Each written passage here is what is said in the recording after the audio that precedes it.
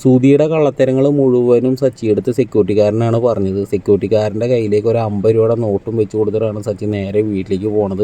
പാർക്കിലേക്ക് ഒരു ഓട്ടം കിട്ടിയപ്പോൾ ആ ഓട്ടത്തിന് വന്നതാണ്. ആ സമയത്താണ് അപ്രതീക്ഷിതമായിട്ട് സുധീനെ കാണുന്നത്. ആ ഒരു രംഗം എന്ന് പറഞ്ഞു കഴിഞ്ഞാൽ കൂട്ടുകാരൻ്റെ കയ്യും പിടിച്ചിട്ട് സുധി മറ്റേ ഊഞ്ഞാലിൽ കൂടെ ഉരസി വരലും കടല മുകളിലേക്ക് എറിഞ്ഞ് കഴിക്കലും ഭയങ്കര കളിയാണ് കളിച്ചുകൊണ്ടിരിക്കുന്നത്. അപ്പോൾ ഇതൊക്കെ കണ്ടപ്പോൾ സച്ചിക്ക് ചെറിയൊരു ഡൗട്ട് അടിക്കുകയാണ്. അപ്പോൾ സച്ചി ഇങ്ങനെ സൂക്ഷിച്ച് നോക്കണം കണ്ടിട്ട് അവിടെ ഒരു സെക്യൂരിറ്റിക്കാരൻ വന്നിട്ട് ചോദിക്കുകയാണ്, നിങ്ങൾ എന്തായി നോക്കണമെന്ന് ചോദിക്കുമ്പോൾ സച്ചി ഇങ്ങനെ വിശദമായിട്ട് ഇവരെക്കുറിച്ച് അന്വേഷിക്കുകയാണ്. അപ്പോഴാണ് സെക്യൂരിറ്റിക്കാരൻ കാര്യം പറഞ്ഞത്. എൻ്റെ പൊന്ന് സാറേ, ഇവർക്കൊന്നും ഒരു ജോലിയില്ല, വീട്ടിൽ ഭാര്യ എടുത്ത് ജോലിക്ക് പോകാണെന്ന് പറഞ്ഞ് വരും, എല്ലാ ദിവസവും തന്നെ പരിപാടി, ഈ പാർക്കിൽ വന്ന് കടലയിൽ നിന്ന് ഇങ്ങനെ ഊഞ്ഞാലിൽ അങ്ങോട്ടും ഇങ്ങോട്ടും ഒരസിലാണ് പണി എന്നൊക്കെ പറയുന്നത്. ഇത് കേൾക്കുമ്പോൾ സച്ചിക്ക് ഭയങ്കര സന്തോഷമാവുന്നുണ്ട്. സച്ചി എന്താ ഇവർ ആരെയും കാണാതെ കുറേ ഫോട്ടോകളൊക്കെ എടുക്കും, കുറച്ച് വീഡിയോയും പിടിക്കും, വന്നിട്ട് സെക്യൂരിറ്റിക്കാരന് ഒരു 50 രൂപ ടിപ്പായിട്ട് കൊടുക്കുകയും ചെയ്യാൻ കേട്ടോ. എന്നിട്ടാണ് വീട്ടിലേക്ക് വരുന്നത്. അപ്പം തന്നെ അച്ഛനെ വിളിക്കുകയാണ്. അച്ഛാ വേഗം വായു എന്ന് പറയുന്നത്. എന്താ സച്ചി?